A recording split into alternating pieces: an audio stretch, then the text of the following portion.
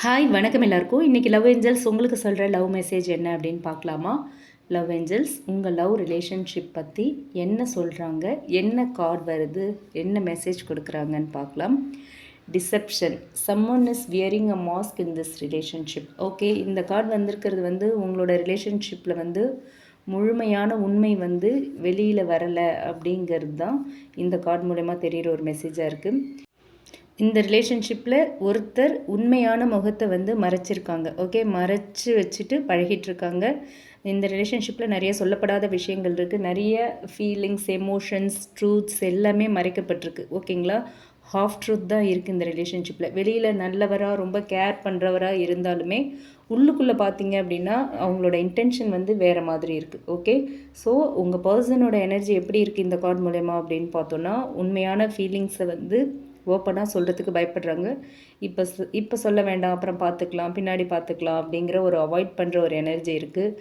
Commitment, responsibilities R future plan பற்றி ஒரு clarity இல்லை. ஓகேங்களா, ஸோ இந்த மாதிரி ஒரு எனர்ஜியில் தான் இருக்காங்க. ஒரு டபுள் மைண்டடாக இருக்காங்க. டபுள் லைஃப் கூட இருக்கலாம். ஓகே, ரெண்டு பேருக்குள்ளேயுமே கன்ஃபியூஷன் இருக்கும். உங்களுக்கும் சரி, உங்கள் பர்சனுக்கும் சரி, ரெண்டு பேருக்குள்ளேயும் கன்ஃபியூஷன் இருக்கும். தேர்ட் பார்ட்டி இன்ஃப்ளூயன்ஸ் இருக்கிறதுக்கான வாய்ப்புகள் அதிகமாக இருக்குது. Okay, in some cases. ஓகேங்களா, எமோஷ்னல் இன்வால்வ்மெண்ட் இருக்கிறதுக்கான வாய்ப்புகள் இருக்குது. ஓகே, ஸோ இந்த கார்டு மூலயமா இன்னும் உங்களுக்கு சொல்கிற மெசேஜ் என்ன அப்படின்னா, பிளைண்ட் லவ் வேண்டாம். ஓகேங்களா, ஆக்ஷன்ஸை பாருங்கள், வேர்ட்ஸை மட்டும் நம்பாதீங்க. ஓகே, உங்கள் பர்சன் என்ன சொன்னாலும் அதை அப்படியே நம்பிடாதீங்க. அவங்க சொல்கிற வார்த்தைகள் எல்லாத்தையும் நம்பிடாதீங்க.